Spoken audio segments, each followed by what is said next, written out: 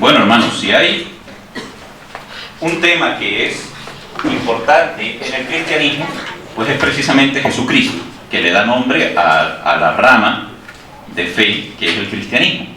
Entonces, hablar de cristianismo es hablar de Jesucristo. Y hablar de Jesucristo es hablar del testimonio que Dios ha dado acerca de su Hijo y que está a lo largo de todas las Escrituras. Jesús estuvo delante de algunos fariseos y les dijo: escudriñáis las Escrituras, porque a vosotros os parece que en ellas está la vida eterna, y ellas son las que dan testimonio de mí. Por lo tanto, en las Sagradas Escrituras se encuentra el testimonio que Dios ha dado acerca de Cristo, y en ese testimonio que Dios ha dado acerca de Jesucristo se encuentra el camino para que el hombre encuentre la vida eterna.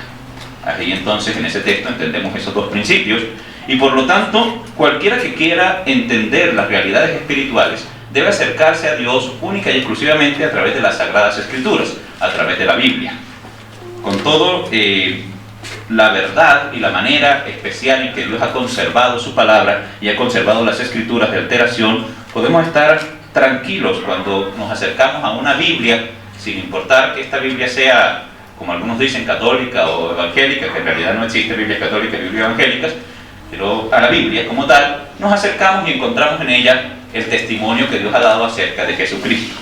¿Cuál es el problema? No acercarse a la Biblia. El problema real no es si la Biblia es o no es, el problema es no acercarse a la Biblia y dar por sentado por fuentes externas, en lugar de uno mismo buscar la verdad, dar por sentado por fuentes externas que lo que me dijeron así era. Y precisamente si estamos aquí es porque queremos tener un acercamiento personal a la Biblia. Y a través de ese acercamiento personal a la Biblia, encontrar la verdad de Cristo, cada uno de nosotros, y establecer una relación personal con Cristo. Porque de nada me sirve a mí, o de nada me sirve si yo estoy sentado en una iglesia, que el pastor, o que el sacerdote, o que la persona que está al frente, diga tener una relación con Cristo. Bien por él. Pero ¿y yo? ¿Qué pasa conmigo? ¿Qué pasa con mi alma, con mi vida? Se va cayendo, como se va cayendo el micrófono este que empezó aquí en la nariz mía y ya va bien abajo, ¿no? Y eso es algo real, hermanos. Ok, ahora sí. Le tiene miedo el hermano a darle fuerza ahí porque a veces se parten, ¿no? Entonces le da uno miedo. Pero bueno, si se parte, ya lo apretamos. Muy bien, hermanos. Entonces, hemos estado hablando acerca de Cristo y hablando del término Mesías. ¿Recuerdan? Hemos hablado del término Mesías. ¿Qué significa Mesías? Ungido, ¿verdad?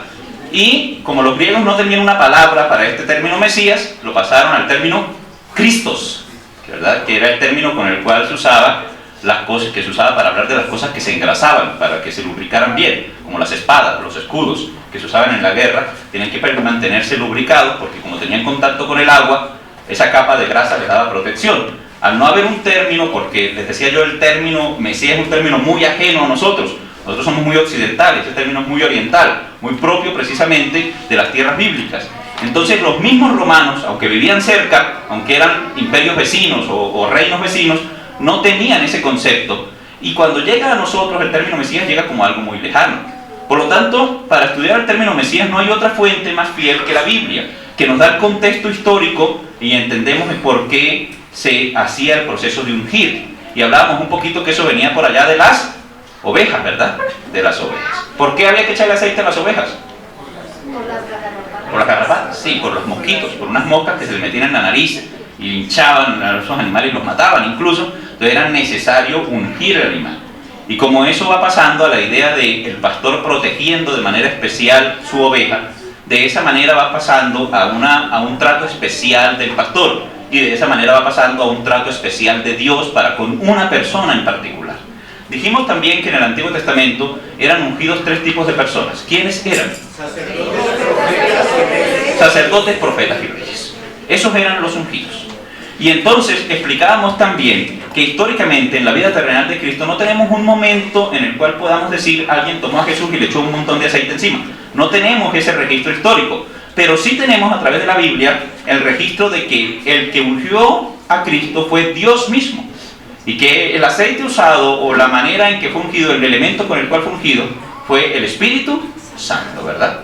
Y estudiábamos por allá unas clases atrás ese registro histórico. Después hablamos de Cristo como Rey, ¿verdad? un término muy interesante, y explicamos a qué se refiere el reinado de Cristo. Hablamos de ese acercamiento del reino inicial con el cual se predicaba al principio: el reino de los cielos se ha acercado, precisamente porque el rey de los cielos había venido a la tierra. Era como una visita de ese reino a la tierra. Pero hablamos también de la venida futura del reino de Cristo a la tierra, ¿verdad? Explicamos un poco de profecía allí, y hablamos del reino del Mesías futuro. Luego entonces empezamos a hablar de Cristo como profeta, de Cristo como profeta. Y hablamos de Cristo como profeta, y la primera evidencia que dimos la clase pasada acerca de Cristo como profeta es que el término profeta significa la boca de Dios. La palabra profeta significa la boca de Dios. Por lo tanto, cuando alguien habla no sus palabras, sino las palabras de Dios, está haciendo la misión de un profeta. Entonces, ser profeta es hablar los términos, las palabras, no las propias, sino las de Dios. Y en ese sentido, Jesucristo cumplía con el papel como profeta, porque Él mismo dio testimonio, no una, ni dos, ni tres veces, sino muchas veces, de que las palabras que traía para los seres humanos no eran sus palabras, no eran su capricho, sino eran las que el Padre le había dado para que hablase. Y quien le creía a Él, estaba creyendo en las palabras del Padre. Y en ese sentido, pues, estudiamos la vez pasada que esa idea de ser profeta hoy en día que existe en el mundo cristiano, posmoderno, y moderno, porque eso no es solamente de estos últimos años, sino que es algo que viene incluso desde la modernidad. Esa idea de los poderes místicos del profeta y todo esto, pues se sale un poco de lo que es el concepto bíblico, porque lo que Dios quiere que haga el profeta es que lleve su palabra. Y para llevar la palabra de Dios no es necesario esperar que una voz venga y me suene en la cabeza, sino que para eso tenemos, como dice la misma Biblia, tenemos la palabra profética más segura, a la cual hacemos bien al estar atentos. Es decir, si usted tiene una Biblia, ahí está la palabra de Dios. Y específicamente la palabra de Dios para mí. Porque un problema grave que tenemos en el cristianismo es creer que la Biblia es palabra de Dios. ¿Cuántos creen eso? Muy bien, qué chévere. Pero creer que no es la palabra de Dios, para mí. O sea, ¿y yo qué? Pues que lo que Dios quiere decirme a mí también está en la Biblia. Entonces el problema está en que muchos quieren hablar con Dios. Y entonces orar suena popular, decirle a Dios lo que quiero. Y así es fácil escuchar todas esas oraciones egoístas que hacemos muchas veces. Yo quiero cambiar el carro, Señor, quiero la casa, quiero sacar el título, quiero que el profesor me pase sin estudiar. Pero tantas cosas que le pedimos a Dios, pues, al profe también, pero a Dios sobre todo, ¿no? Le pedimos al Señor cosas egoístamente. El problema, bueno, ahí ya le hablamos a Dios. ¿Qué pensará Dios de esas oraciones? Ya otro cuento, pero ya le hablamos con Dios. El asunto es, Dios nos habló a nosotros. Y entonces vemos un montón de gente andando por ahí esperando que alguien lo estafe y le diga: venga, que yo tengo lo que Dios quiere que usted sepa. Y viene y nos dice que él tiene una relación así súper mística con Dios y que él sí sabe lo que usted no sabe. Parecido al programa de hace algunos años. Los que se acuerdan de ese programa ya están vacunados para el COVID como 7 veces y saben bastante, ¿verdad? Yo sé quién sabe lo que usted no sabe. Y entonces, lo curioso es que la gente va así, siendo que la palabra de Dios ya está ahí. Así que no solamente puedo recibir de primera mano la palabra de Dios a mi vida, sino que tengo la oportunidad de hacer esa función profética, es decir, de acercarme a alguien y decirle: vea, Dios dice esto. ¿Se lo dijo a usted? No, se lo dijo a todo el mundo, ahí está en la Biblia. Ahí está, clarito para todos lo que Dios quiere que sepamos de Él. Y el testimonio necesario para que usted llegue a la vida eterna no le tiene que llegar de manera mágica a su cabeza, ni de manera especial a través de un evento místico y maravilloso, sino que ahí está este libro, que aunque usted lo vea y tal vez usted tenga uno metido allá entre su biblioteca, ¿verdad?, junto con otro montón de libros que nunca ha leído, hermano, tenga cuidado porque no es un libro cualquiera. Es la palabra de Dios. Y en la misma Biblia da testimonio diciendo: toda la escritura es inspirada por Dios y útil para enseñar, para redarguir, para corregir, para instruir en justicia, a fin de que el hombre de Dios sea perfecto y enteramente preparado para toda buena obra. Y ahí está el testimonio de lo que es la profecía realmente. Hay gloria entonces en ese ministerio profético. Entonces leíamos también la vez pasada al apóstol Pablo diciéndonos Si anuncio el Evangelio, no tengo de qué gloriarme, me es impuesta necesidad. Es decir, tengo la obligación de hablarle a otros del Evangelio. Y si lo hago de buena gana, recompensa tendré. Y si lo hago de mala gana, pues igual la misión me fue encomendada, lo tengo que hacer. Ahí no hay ninguna gloria para el ser humano. Y en eso se diferencia mucho lo que es el verdadero ministerio profético de lo que es el falso ministerio profético que vemos hoy. La Biblia dice que entre más se acerquen los últimos días, más aumentarán esos falsos profetas. Más habrá personas promoviendo la idea de que ellos tienen una relación súper especial con Dios que usted nunca ha tenido ni va a tener, y que usted tiene que rendirles a ellos pleitesía y seguirlos y obedecerlos en todo lo que digan, porque ellos sí saben lo que Dios quiere. Qué peligroso eso. Qué peligroso, porque la Biblia dice: sea Dios veraz y todo hombre mentiroso. Entonces, qué fácil caer en manos de mentirosos, ¿sí? Así que para no hacerlo es necesario que el hombre asuma la necesidad de responsabilizarse de su propia vida espiritual. Y la manera de responsabilizarse de su propia vida espiritual es acercándose a la fuente directa de la inspiración dada por Dios, que es la Biblia. Entramos entonces a hablar del segundo concepto de la profecía. Y ya dijimos que Dios cumple con ese primer papel de ser profeta en el hecho de que Cristo habló, las palabras dadas por Dios. Pero cuando nos llega el término profeta o profecía aquí, nos suena más a algo místico, en el español. ¿Por qué? Porque nos suena a algo como de hablar del futuro, ¿verdad? De hablar de lo que no ha ocurrido, de hablar con seguridad de aquello que va a ocurrir. Y hoy en día, no sé por qué, pero uno abre el internet y aparece ahí la profecía dada por la bruja no sé quién, acerca del fin del mundo, ¿no? Y la profecía dada por el sacerdote místico no sé quién, que dada por el fin del mundo. Y ni hablemos de los pastores que están todo el día dando profecías, ¿verdad? Profecías ahí, y que muchas veces han dado falsas profecías, de lo cual hablaremos también algo el día de hoy. El ministerio profético de Cristo se evidencia en segundo lugar. En primer lugar hablamos de que se evidenciaba porque Él hablaba la palabra de Dios. En segundo lugar se evidencia por cuanto las palabras que dio como profecía se cumplieron. Y recuerden que estudiábamos un poco acerca de Deuteronomio, ¿no? Hablábamos un poco acerca de ese principio de Deuteronomio 18. Si usted tiene la Biblia puede abrir Deuteronomio 18, no aparece allí. En Deuteronomio 18, versículos 18 al 22, están las palabras que indican cómo reconocer un falso profeta de uno verdadero, ¿verdad? No solamente el hecho de que da la palabra de Dios, sino de que las palabras que dice que vienen de Dios se cumplen. Deuteronomio 18, 18 al 22, dice: profeta les levantaré del medio de sus hermanos como tú, y pondré mis palabras en su boca, y él les hablará todo lo que yo les mandare. Mas a cualquiera que no oyere mis palabras hablare en mi nombre, yo le pediré cuentas. El profeta que tuviere la presunción de hablar palabra en mi nombre, a quien yo no le haya mandado hablar, o que hablare en nombre de dioses ajenos, el tal profeta morirá. Y si dijeres en tu corazón: ¿cómo conoceremos la palabra que Jehová no ha hablado? Si el profeta hablare en nombre de Jehová y no se cumpliere lo que dijo, ni aconteciere, es palabra que Jehová no ha hablado. Y con presunción habló tal profeta, no tengas temor de él.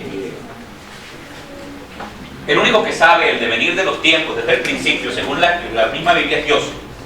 Dios conoce el final desde el principio. En realidad, cuando estudiábamos acerca de Dios, tal vez al principio del año, el año pasado, acerca de Dios y sus atributos, hablábamos de la atemporalidad, la eternidad de Dios y la atemporalidad. Y hablamos que el tiempo, al ser parte del universo creado, la dimensión del tiempo, no afecta a un ser que existe por fuera de ese universo creado.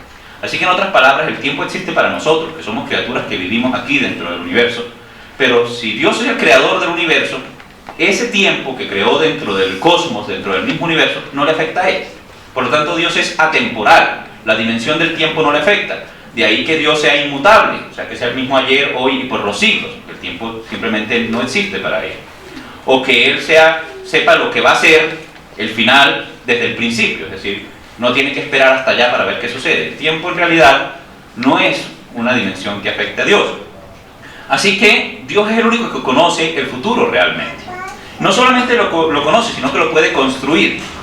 En otras palabras, no es solamente saber qué va a pasar, como algún profeta de hoy podría decirse, yo sé lo que va a pasar. No, no se trata de eso, un adivino, no es eso.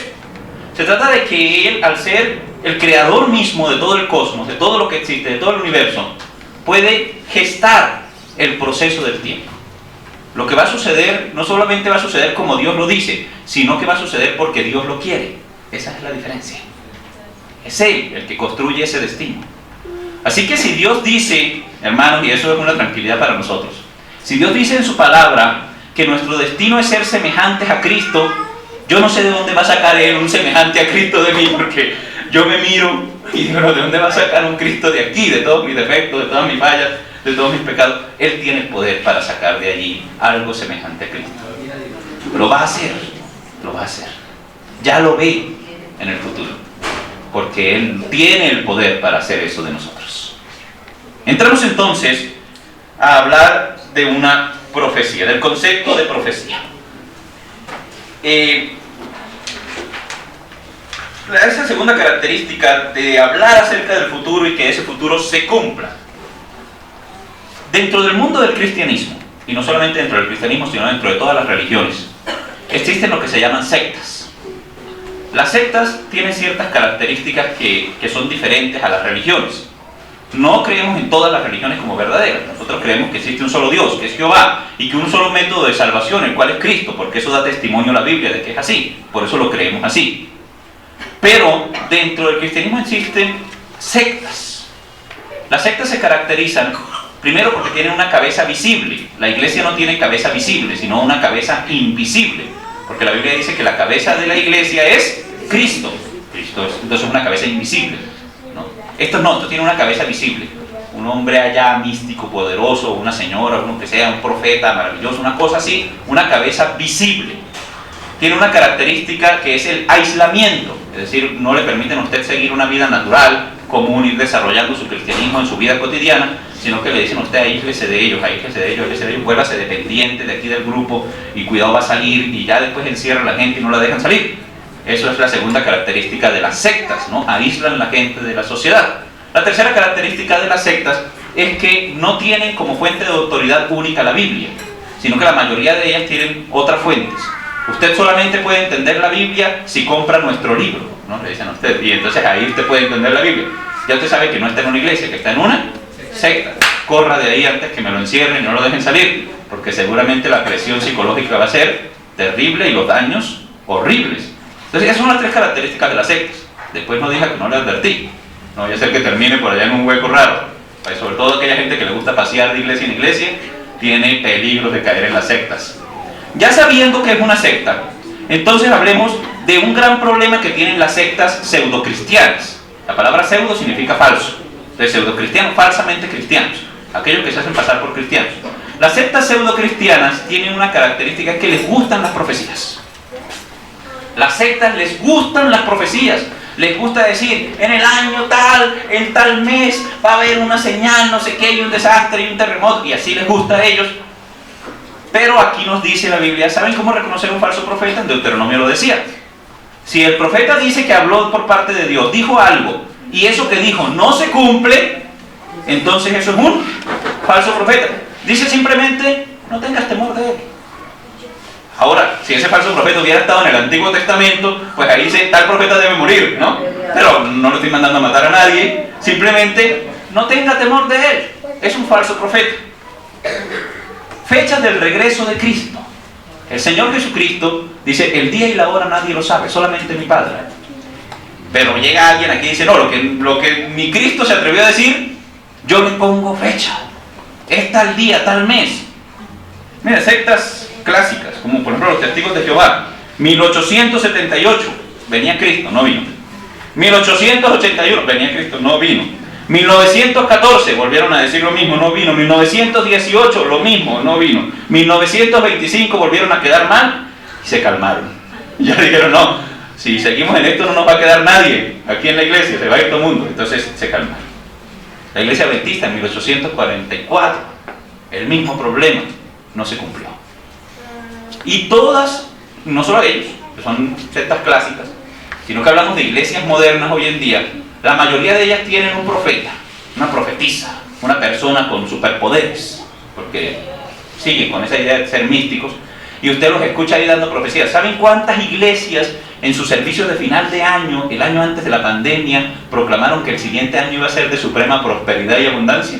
Casi todas las de la prosperidad. Casi, absolutamente todas. Cuando arrancó la pandemia quitaron los videos de YouTube. Sí, pero ya el daño estaba hecho, la evidencia de que habían dado una falsa profecía. Porque usted sabe cuántos negocios cerraron en pandemia. Muchísimos. Falsa prosperidad. ¿Saben qué hace el falso profeta? Dice lo que la persona quiere oír. La persona quiere oír eso. Y la gente se entusiasma porque ahora tiene una garantía, ¿no? Un profeta me dijo que Dios me había mandado a decir X cosa. ¡Qué peligro con esas falsas profecías! Si el profeta hablara en nombre de Jehová y no se cumpliere lo que dijo, no aconteciere, es palabra que Jehová no ha hablado, con presunción habló tal profeta y no tengas temor de él.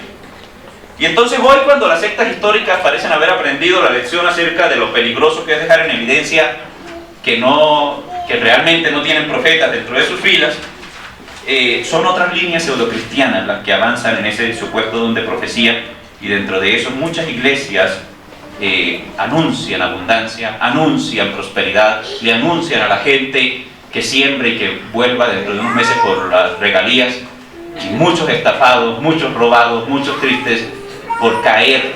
Claro que la persona que cae en esas falsas profecías cae no solamente por una supuesta fe, no, cae por avaricia, por avaricia. Cuidado, Dios solamente dejó un método de crecer la riqueza y fue trabajando. Si uno le gusta esa palabra profética, hermano, pues está en el lugar equivocado. No, vaya que le digan mentiras en otro lado. Pero la forma de incrementar la riqueza es trabajando, no hay otra manera. No hay otra manera, eso lo dice el Señor. Cuando Cristo estuvo en la tierra, sí profetizó. Cuando usted va a Mateo 16, 21, ahí está la profecía de la muerte y resurrección de Cristo, ¿no? Mateo 16, 21, ¿no aparece ahí? Busquémoslo a ver qué dice. Mateo 16, 21.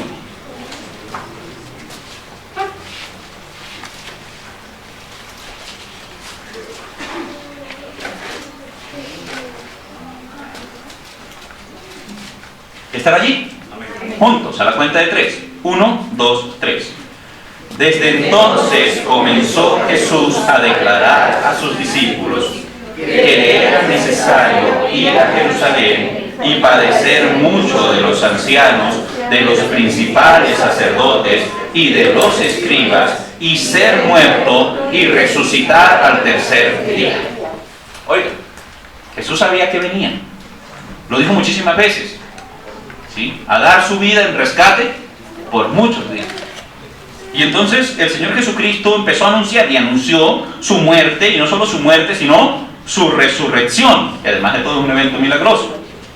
Anunció la llegada del Espíritu Santo. En Hechos 1:8 está Jesucristo avisando que viene el Espíritu Santo. Dice: recibiréis poder cuando haya venido sobre vosotros el Espíritu Santo, y me seréis testigos en Jerusalén, en Judea y hasta lo último de la tierra. Profecía acerca de un evento que no había ocurrido, la venida del Espíritu Santo. No solamente eso, una vez fueron al edificio más glorioso, más grande, lo había construido Herodes el Grande, ¿no? Para mostrar su poder. Y Herodes el Grande era un hombre cruel, sanguinario, era loco, era un hombre que mató a sus hijos para que no le quitara el reino, un hombre con unas características abismalmente sádicas, pero era un ingeniero y un constructor de primera, y construyó el templo de Jerusalén, y aplanó la cumbre del templo a través de pilares y arcos. Era una cosa de ingeniería que incluso hoy en día es asombroso. Mucha gente va a mirar eso porque es una cosa asombrosa, y por eso debajo de la meseta del templo hay túneles, hay canales, porque él hizo así el diseño. Y él había hecho un edificio asombroso y asombraba realmente, tanto que los discípulos se llevaron a Jesús: venga, para mostrarle el templo, las maravillas de la ingeniería. Y Jesús les dijo, ¿sí?, en Mateo 24:2, ¿veis todo esto? De cierto os digo que no quedará piedra sobre piedra que no sea derribada. En el año 70 después de Cristo, una invasión romana decidió acabar con el templo, y realmente derribaron piedra de sobre piedra, dejando solamente un pedazo de un muro donde usted ve gente haciendo así. Se llama el muro de los lamentos. ¿Saben por qué se lamentan? Porque no hay templo. y lo único que quedó fue ese muro, por eso ahí se dan contra el muro, ¿no? Y por eso el judío tiene una kipá, que significa estoy de duelo, estoy de luto porque no tengo templo. Pero el Señor lo profetizó, y era una cosa tan asombrosa que nadie se imaginaría que ese templo lo iban a destruir. Profecías que se cumplieron. Pero si usted quiere ver profecías de Cristo realmente en la Biblia, tiene que ir a un capítulo fundamental, Mateo 24. Vaya a Mateo 24 conmigo, vamos a pasear por Mateo 24 por las profecías de Cristo. Mateo capítulo 24. Yo también voy a abrir aquí la mía.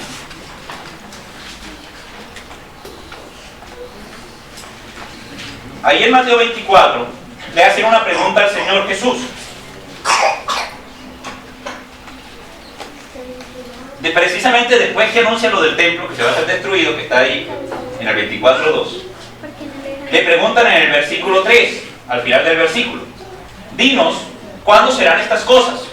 ¿Y qué señal habrá de tu venida y del fin del siglo? Ya me han escuchado decir que Cristo regresa, ¿verdad? Ok.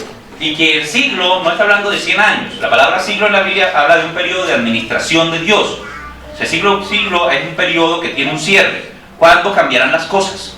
¿Cuándo dejarán de existir las cosas como existen hoy en día? ¿Cuándo serán diferentes? Entonces, cuando usted vea algo que hable la Biblia del final del siglo, ¿sí?, o del final de esta generación, no está refiriendo, cuando habla de esta generación, no está refiriéndose a nosotros, a ver cuándo nos morimos, no. Se está refiriendo es al sistema, cuándo cambiará el sistema, cuándo se cerrará el sistema.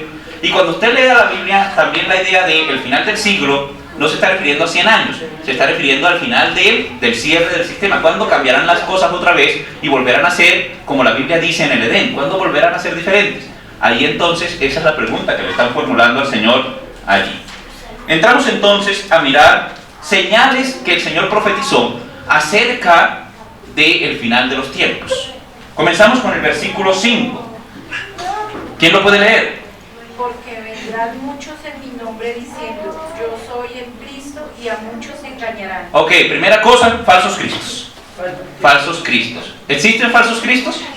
Muchísimos, muchísimos. Usted entra a internet y busca personas que dicen ser Jesucristo y encuentra ahí desde, sí, señoras, señores, nórdicos, africanos, latinos, todo el mundo diciendo que es Jesucristo. El asunto es que no es un loco por ahí que tienen en un barrio, ¿no? Estamos hablando de gente que lo siguen fácilmente 10.000, 3.000, 5.000 personas. ¿Sí? Lo están siguiendo. Y muchas de esas sectas terminan en suicidios masivos, en envenenamientos masivos y todo eso. ¿Por qué? Pues si usted se pone a seguir un loco, pues por ahí puede terminar. ¿Qué más le puede pasar? Mateo, versículo 6. ¿Quién lo puede leer? ¿Otra persona? Y oiréis de guerras y rumores de guerra. Mirad que no os turbéis, porque es necesario que todo esto acontezca, pero aún no es el fin. Muy bien, entonces, ¿qué? Guerras y rumores de guerra. ¿Hay rumores de guerras? Todo el tiempo lo viven amenazando a uno, con cada país, con cada alianza, ¿verdad? Que por ahí el de Corea del Norte hizo negocios con el ruso y que de pronto le van a venir a darle a los estadounidenses y así, y uno pensando para dónde vamos a echar nosotros, ¿verdad? Las únicas bombas que hay aquí son las que tiene la hija mía en la casa de una fiesta que le invitaron. Eso no dice que aquí con qué nos vamos a defender. La gente está todo el tiempo con guerras, con rumores de guerra, los poderosos están en eso. ¿Existe? Sí, ahí está, claramente. Versículo 7. Porque se levantará nación contra nación y reino contra reino, y habrá pestes, hambres, terremotos en diferentes lugares. Ok. Aquí acabamos de pasar hace poco por peste, ¿verdad? Y ahora por terremoto hace unos días, y no crea que va a ser uno o no, se van a seguir incrementando, van a haber más pestes, hambres, terremotos en diferentes lugares. Ahí está otra señal, y ya estamos hablando de señales cumplidas, de cosas que ya podemos ver. Mateo 24, versículos 9 y 10, ¿quién lo puede leer? ¿Otra persona? Entonces os entregarán la tribulación y os matarán, y seréis aborrecidos de todas las gentes por causa de mi nombre.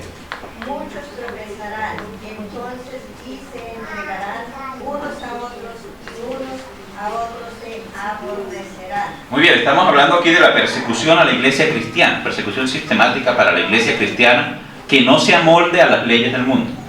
Eso existe hoy en día. Lo que pasa es que no estamos en un país con persecución abierta. Aquí en Colombia también la hay, está entre los primeros lugares en persecución en el mundo, pero es una persecución a nivel rural. O sea, normalmente sucede en los pueblos que no están bajo el gobierno del Estado en este momento.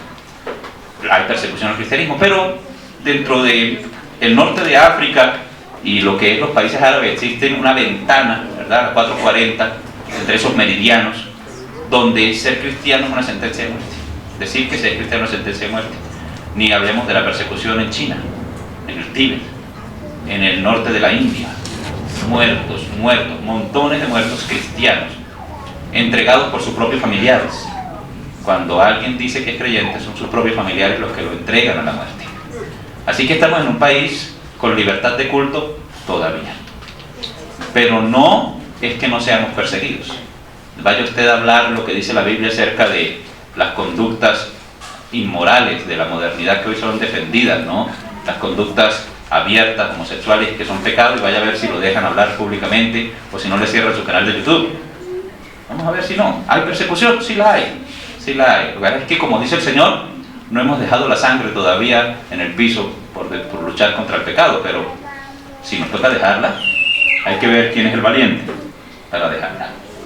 Entonces ahí está la persecución a la iglesia cristiana, ya existe, ya es una realidad en la historia. No es un problema que la ONU esté preocupada por eso, que hayan organizaciones preocupadas por eso. ¿Saben quién está preocupado por eso? Las otras iglesias, orando unos por otros para que los hermanos puedan seguir vivos, pero es un asunto que pasa por debajo de cuerda, que abiertamente el mundo persigue a la iglesia cristiana.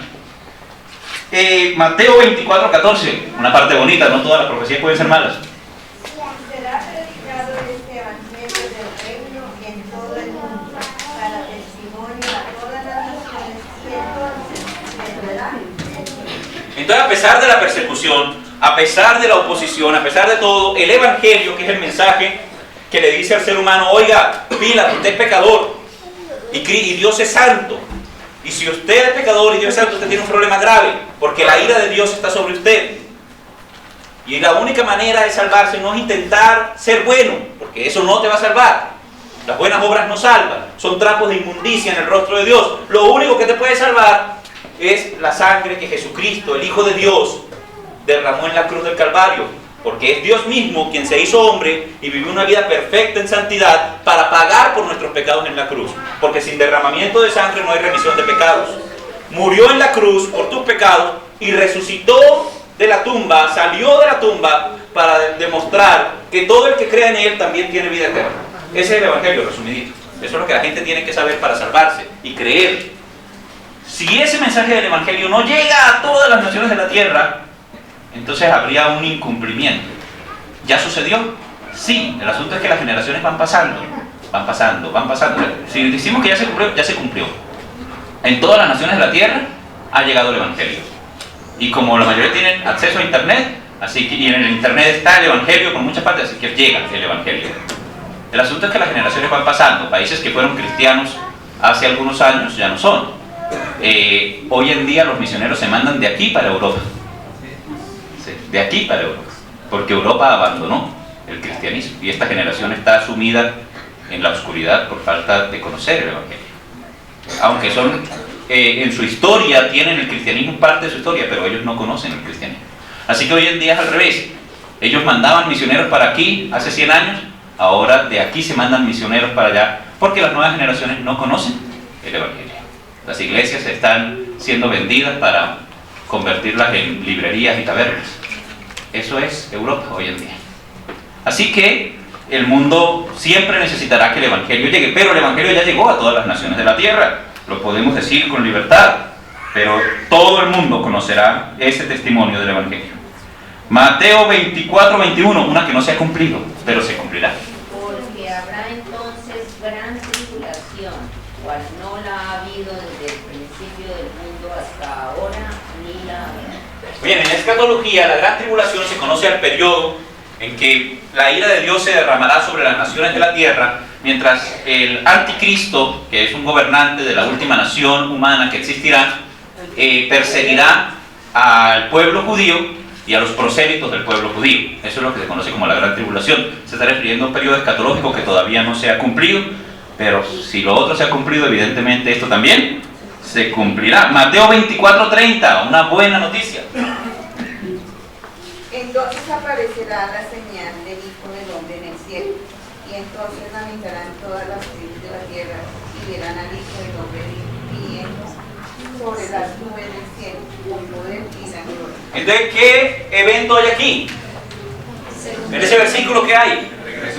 El regreso de Jesucristo. El regreso de Jesucristo. ¿El mismo arrebatamiento? Sí. Eso es después de la revelación, del final de la segunda venida, al final de la tribulación. Entonces ahí está el regreso del Señor Jesucristo a la tierra.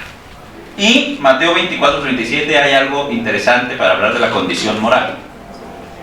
Mas como en los días de Noé, así será la venida del Hijo del Hombre. Porque como en los días antes del diluvio estaban comiendo y bebiendo, casándose y dando en casamiento, hasta el día en que Noé entró en el arca, y no entendieron hasta que vino el diluvio y se los llevó a todos, así será también la venida del Hijo del Hombre. Ok, así como el diluvio cogió de sorpresa a la mayoría de la gente, no porque no hubiese habido testimonio, que no había estado 100 años ahí diciéndole a la gente, pilas que el Señor va a destruir la tierra, y él estaba haciendo un arca y la gente decía, ve el loco allá, ¿sí? Pensando que va a llover. Nunca había llovido, ¿no? Era un asunto que era una cosa nueva. Para hoy en día llover es algo normal. En el periodo prediluviano no llovía. Dice la Biblia que un vapor salía de la tierra y humedecía la tierra. Entonces, que alguien dijera, va a caer agua del cielo, ya está un loco aquí. Y no le creían. Hoy en día usted sale y dice, Cristo viene. Y el que no crea en Cristo va para el infierno, otro loco. Sí, la misma cosa. El asunto es que pasará igual. De la misma manera como el diluvio llegó de manera intempestiva, la gente no estaba preparado y perecieron porque no estaban preparados, de igual manera sucederá para la venida del Hijo del Hombre, como en los días de Noé. Pero nos habla de la condición moral. La Biblia dice que la condición moral en los días de Noé era tal que Dios sintió dolor en su corazón de haber creado al ser humano. Ahora, si el mismo dolor no está en el corazón de Dios en este momento, yo creo que sí, porque yo miro y a mí me da dolor la sociedad moderna y la forma de pensar de los seres humanos hoy en día. Entonces ahí está entonces la corrupción moral de los últimos días. La cita en Mateo 24, versículos 32 al 35. Quiero que la leamos. Mateo 24, versículos 32 al 35. 32, 33, 34, 35. Listo, comenzamos por aquí. 1, 2, 3. De la higuera,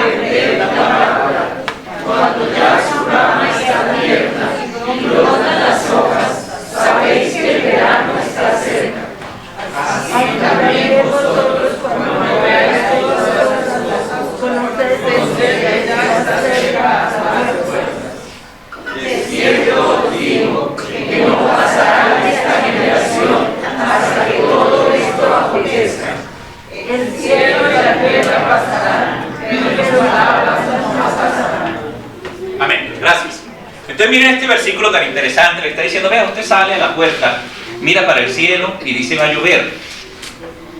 ¿No? Eso, así es uno, ¿no? Esto es sol de lluvia. Eche la sombrilla que va a llover. El muchacho le dice, no mamá, voy a llevar la sombrilla. Eche la sombrilla que va a llover y llueve. Y hay de que usted no haya llevado la sombrilla porque qué problemón tiene con la señora, ¿verdad? Pero ahí está la realidad. O sea, usted puede ver las señales, no es que seamos tontos. Somos capaces de saber si va a llover. Y dice, mire la higuera, de pronto ustedes no conocen la higuera, pero la higuera se le caen las hojas, ¿sí? En un periodo se le caen las hojas. Yo tuve una higuera en la casa. A la higuera se le caen las hojas, queda el palo de chamizo pelado totalmente. Pero antes de que empiece el invierno, ella empieza a dar unos brotes verdes en esos palos secos, que uno piensa que ya estaba muerta la higuera. No, ahí empieza a dar unos brotes. Y uno sabe, pues, ya viene la lluvia, porque la higuera está empezando a florecer. La higuera está empezando a mostrar que está esperando la lluvia y que está cercana a la lluvia. Y preciso, la higuera empieza a brotar y a la semana empieza a llover. O sea, ella sabe cuándo va a llover. Entonces dice, bueno, mire, usted puede mirar la higuera y darse cuenta que la rama está tierna, brotan las hojas, el verano está cerca, va a florecer, va a ser el proceso. Así también vosotros, cuando veis todas estas cosas, conoced que está cerca a las puertas. En otras palabras, les decía yo, miren la gran cantidad de profecías que dio Cristo. ¿Se han cumplido? Sí. Entonces, ¿la venida está cerca? Sí. Sí. Les decía yo la vez pasada, Nabucodonosor soñó con una estatua. Se cumplió todo al pie de la letra, hasta las uñas de los pies. Y lo único que falta es una piedra que rueda, no cortada con mano humana, y derrumba toda la estatua. Y es el reinado eterno del Mesías. O sea, ¿qué es lo que falta? Que el reinado del Mesías llegue. Estamos a las puertas, hermano. Realmente somos la generación que ha estado más cerca de la venida de Cristo. Suena muy lógico, pero es la verdad. Sí, somos la generación que está más cerca de la venida de Cristo. Hermanos, tenga cuidado. No vaya a ser que usted menosprecie las señales que el Señor dejó en su ministerio profético. Siguen estando vigentes las palabras de Cristo, sí, porque dice el cielo y la tierra, pero mis palabras no pasarán. Siguen vigentes cada una de sus palabras. Unas se han cumplido, otras se cumplirán en el futuro. Y por eso la enseñanza de Cristo es lo que el cristiano puede seguir con toda seguridad. Son profecías dignas de confianza. Segunda de Pedro 3, versículos 13 y 14. Les decía yo, Dios no solo tiene el poder de saber qué va a pasar, Dios tiene el poder de hacer que eso pase. Esa es la confianza que tenemos en Él. Segunda de Pedro 3, 13 y 14, un varón que se ponga de pie lo lea fuerte. Pero nosotros esperamos, según su promesa, cielos nuevos y tierra nueva, en los cuales mora la justicia. Por lo cual, oh amados, estando en espera de estas cosas, procurad con diligencia ser hallados por Él sin mancha e irreprensibles, en paz. Muy bien, obediencia media todavía. Póngase de pie. Nosotros esperamos, según sus promesas, cielos nuevos y tierra nueva. ¿Según qué? ¿Según qué esperamos? Sus promesas. O sea, Él lo prometió. ¿Tiene el poder para cumplirnos? La pregunta. Aquel que creó la luz con el poder de su boca, que hizo los cielos y la tierra en el principio, porque así lo dicen, en el principio creó Dios los cielos. ¿Tiene poder para crear un cielo nuevo y una tierra nueva? Sí. ¿Tiene poder para que el cielo y la tierra que existen ahora sean consumidos por el fuego, tal como la palabra lo dice? Sí. Tiene poder. Así que no solamente sabe lo que va a pasar, va a hacer que suceda lo que dijo. En ese sentido, la palabra de Dios es completamente segura. Estudiar las profecías bíblicas es un placer, ¿sabe por qué? Sobre todo cuando uno va por el Antiguo Testamento, paseando por el Antiguo Testamento, porque es luego con un libro de historia usted coger y estudiar qué le pasó a este reino y darse cuenta que lo que se dijo 400, 500 años antes sucedió tal cual como dice allí. Que dijo que este reino, todos sus muros serían lanzados al mar, y así sucedió, tal cual, exactamente, exactamente todo sucede como Dios dice, porque Él tiene el poder para hacer que sucedan las cosas como Él dice. Así que, hermanos, si así va a suceder, si vendrán cielos nuevos y tierra nueva, procuremos ser hallados por Dios para su regreso, tal como Él ha dicho. Vamos a ver cómo estamos de tiempo. Vamos a dejar para la otra.